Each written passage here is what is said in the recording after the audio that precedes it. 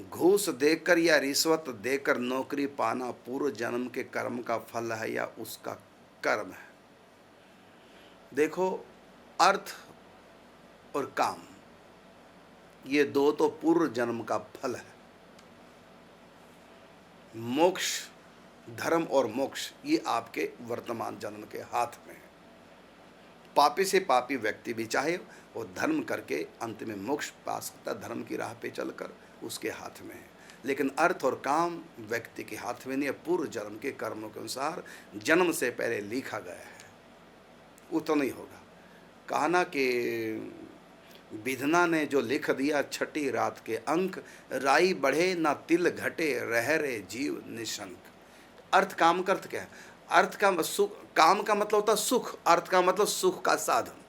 तो सुख के साधन को अर्थ कहते हैं और उस साधन के द्वारा सुख को ग्रहण करना ये सुख है। तो इसी को कहते हैं काम, सुख का नाम है काम।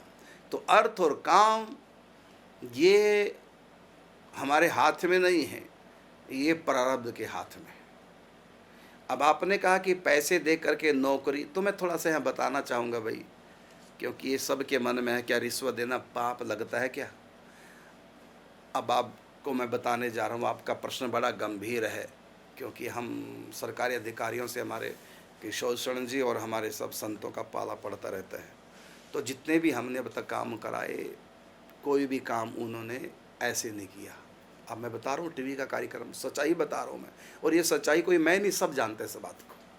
कोई भी काम सरकारी अधिकारी, ऐसा घोर कलयुग आ गया है, कोई भी काम सरकारी अधिकारी हम जाएं और वो कर दें, नहीं कर सकते।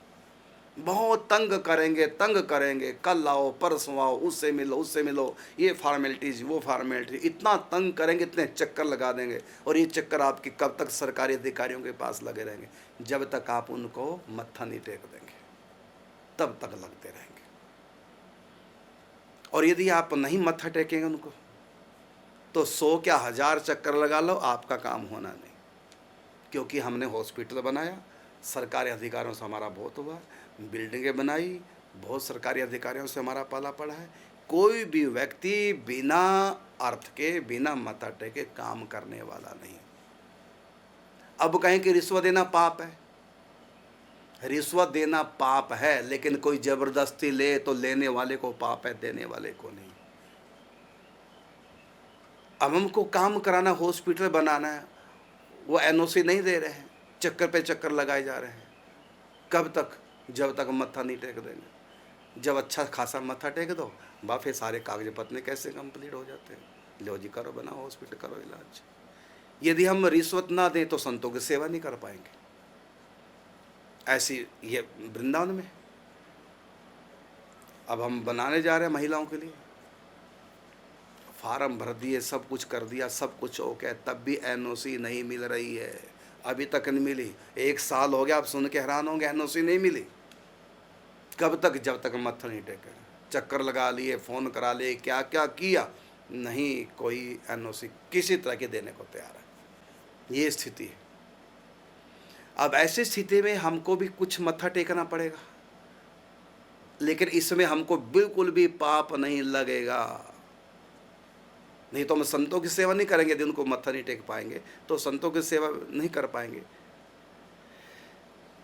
अब इसका सारा पाप, फिर मैं कहना चाहूँगा, रिश्वत देना, रिश्वत लेना दोनों पाप हैं। लेकिन यदि कोई बिना रिश्वत के सरकारी अधिकारी काम नहीं करता और काम बहुत आवश्यक है, तो काम कराने के लिए कुछ मत्था हमको मजबूरी में न चाह कर भी टेकना पड़ा, तो हमको रिश्वत देने का पाप बिल्कुल नहीं लगेगा। ये दोनों पाप, लेना देना, उनको लगेगा सरकारी अधिकारियों को, और इसका दंड उनको यहाँ भी मिलेगा, वहाँ भी मिलेगा, नरक में भी, अगले जन्म में भी।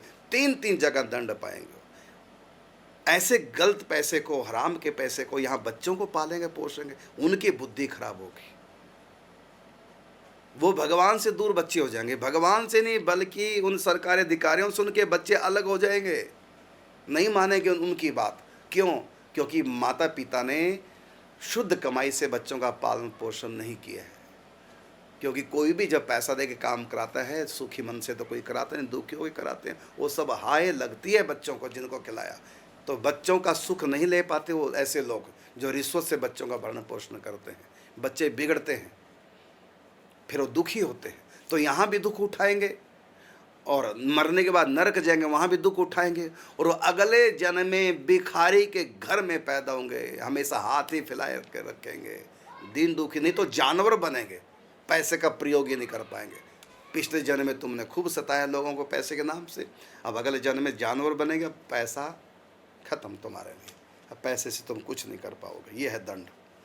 इसलिए मैं तो कहना चाहूँगा जो भी सरकारी अधिकारी हैं, जब अधिकार पे बैठे हो उसका सदुपयोग करो। क्यों अपने बच्चों का सर्वनाश कर रहे हो हराम की कमाई खिला खिला के, और क्यों नरक में जाने की तैयारी कर रहे हो, और क्यों अगले जन्म में जानवर बनने की तैयारी कर रहे हो? क्या लाभ हुआ इससे? आपका भी लाभ नहीं हुआ, जिनसे रिश्वत ली उनका भी लाभ नहीं, उनका भी हानि हुई है।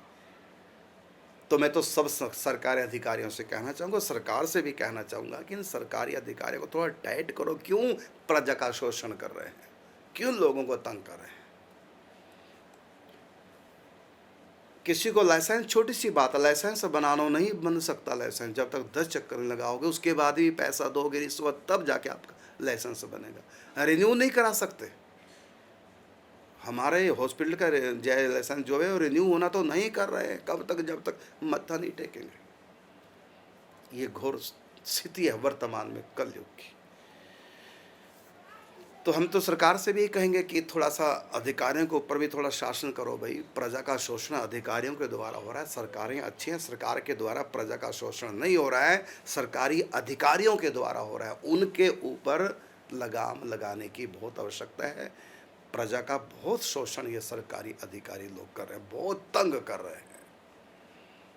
चैन से शांति से कारोबारियों को बैठने नहीं देते लोग, सर पे आ जाएंगे, छापा मारेंगे, पैसे दे दो ठीक है, नहीं तो बंद करा देंगे तुम्हारा कारोबार, इतना सताते हैं। तो मैं कहना चाहूँगा सरकार को, जो वर्तमान सरकारें हैं वो इस चीज़ पे लगाम लगाएं।